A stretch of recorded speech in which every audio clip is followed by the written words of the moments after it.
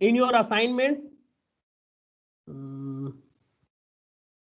सबको एक एक मिल गया होगा ना, एक business document process, business process document, right? Yes sir. और ये लास्ट Yes, दिन sir. में नहीं होने वाला है, ठीक है? इसलिए इसको अभी से करना स्टार्ट कर दो। You have 10 days in your hand अभी भी, तो अभी से करोगे तो हो पाएगा। अगर ऐसा सोच रहे हो कि लास्ट 2 दिन में कर लेंगे, नहीं हो पाएगा, ठीक है? सो चैप्टर पढ़ो, जो चैप्टर बिना पढ़े हुए chapter, if you do not read chapter 11 and chapter 12, then you can't do those assignments, the first assignment at least. So तो करना क्या है बताता हूं मैं स्टेप। once again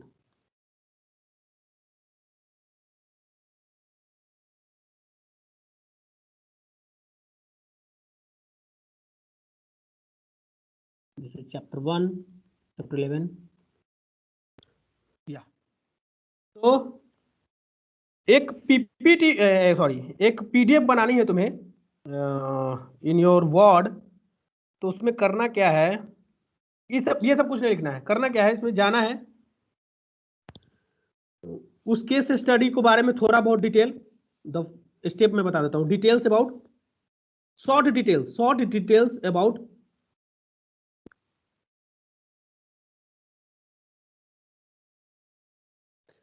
शॉर्ट क्यों काम कर रहा है, सर शॉर्ट आप डिटेल्स। लिख सकते हैं ना, सॉरी नोटपैड में लिख सकते हैं ना? नहीं, नोटपैड में कैसे लिख सकते हैं? नहीं मतलब what you are explaining now that I am saying. मतलब वो असाइनमेंट या ये?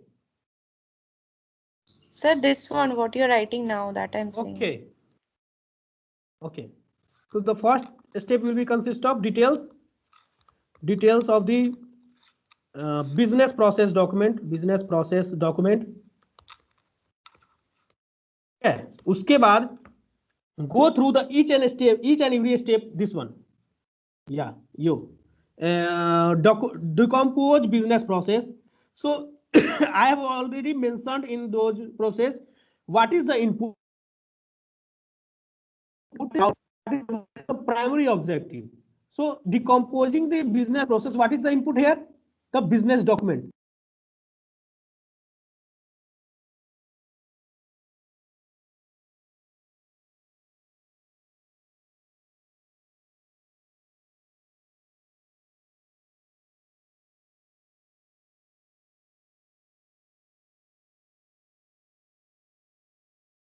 Sir, you have been muted, sir.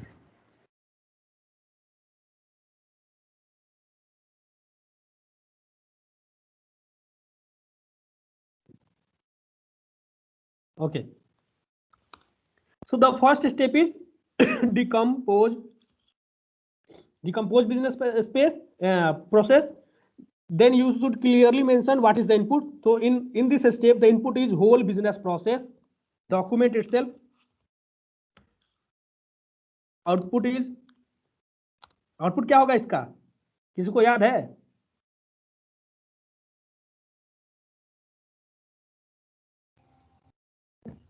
Control flow. Yeah. So the flow chart, flow diagram, right? Flow chart, or you can say flow diagram. इसमें से तुमको आ जाए flow diagram of the business process. बस इतना ही था, इतना छोटा लिखना है डॉक्यूमेंट, ठीक है? डिटेल नहीं चाहिए, बस ऑब्जेक्टिव, प्राइमरी ऑब्जेक्टिव क्या है। तो ये सब तुम्हें जो है ना, प्राइमरी ऑब्जेक्टिव, सेकेंडरी ऑब्जेक्टिव, ये तुम्हें कहां से मिलेगा? ये तुम इसको पढ़ोगे जो मैंने मार्क किया है या नहीं, जो भी मार्क किया है, हो सकता है कुछ नहीं मार्क किया होगा, इसको पढ़ोगे तो इसमें से try to extract the objective of this step.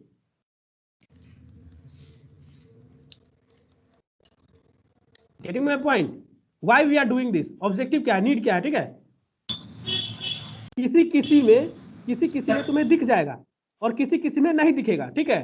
तो you need to find that objective of those steps, because we are using those steps and it is. कोई पूछ रहा था कुछ? सर फ्लो चार्ट लिखना बस है कि बनाना भी है? नहीं, ये तो हो गया तुम्हारा इनपुट और ये है आउटपुट ये है, ये तो सिंपल हो गया। अब उसके बाद तुम्हें क्या करना है, ये इस स्टेप को परफॉर्म करना है ऑन योर बिजनेस डॉक्यूमेंट, जैसे ये किया गया है इस टाइप का, ये पार्ट, ये यहाँ से डायग्राम जो बनाया हुआ है ना, इसको दिखाना है तुम्हें कि ये डायग्राम आ गया मेरे पास। Now we are going to perform the second step, and what is the objective of this step? Objective is कि we can't encapsulate or non-manual process and the which process? Existing logic process. So we need to perform this step, right? Objective means why do we need this step? Objective is why do we need this step? Objective is why do we need this step? Why do we actually need this step? तो तुम लोग अगर इस step को देखोगे, filter out unsuitable step, so you can see over here this can include manual process steps, right? So why do we want to remove unsuitable actions? Because this manual process and existing logic, this one existing logic services cannot be encapsulated in form of service, so that's why we require to filter out those unsuitable actions, right? So एक line दो line में तुम्हारा objective clear हो जाएगा, and then perform this step on your cases on your business document. और इसको पूरा इसको एक रूप देना है किसका? पीडीएफ का, मतलब एक डॉक्यूमेंट बनाओ, उसको फिर पीडीएफ में सेव कर लो। Everyone getting my point? Clear है सबको क्या करना है? इसको स्क्रीनशॉट ले लो, याद रहेगा।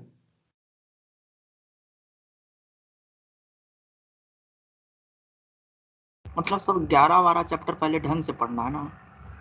पढ़ना पड़ेगा, नहीं तुम पढ़ते चलो करते चलो, नहीं तो पढ़ोगे फिर भूल जाओ, फिर दोबारा पढ़ना पड़ेगा। क्या लगा था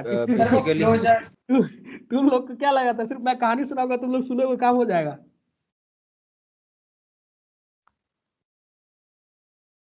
सर तो यहाँ पे बेसिकली हमको फ्लो चार्ट चाहिए एज ए आउटपुट प्रोसेस, हमको वही बनाना है असाइनमेंट में।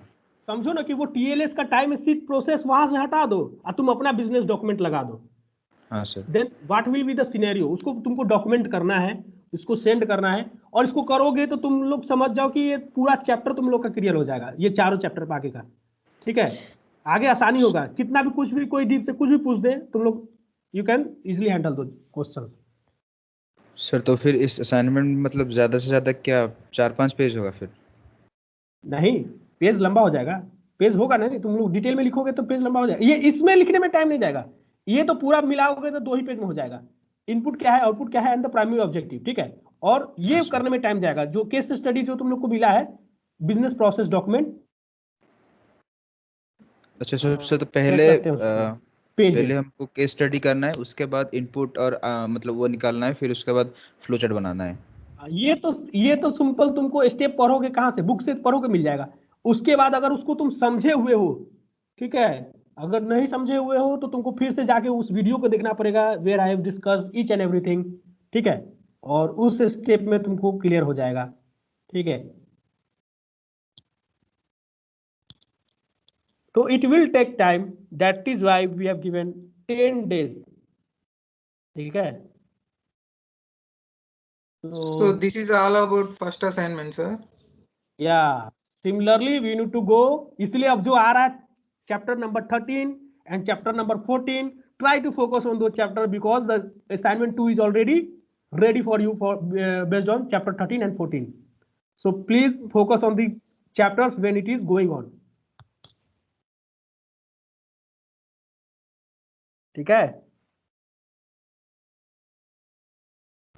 Okay sir. चलो इसका स्क्रीनशॉट ले लो, इस तरह से लिखना है। प्राइमरी ऑब्जेक्टिव में फाइंड करना है, व्हाई डू वी, अगर कोई सेकेंडरी ऑब्जेक्टिव मिलता है you should mention those objective as well. Okay, so now we are going to end our session for today. Thank you for listening guys, bye for the day, we will be meeting tomorrow at 4:15 PM. Bye. Bye, sir.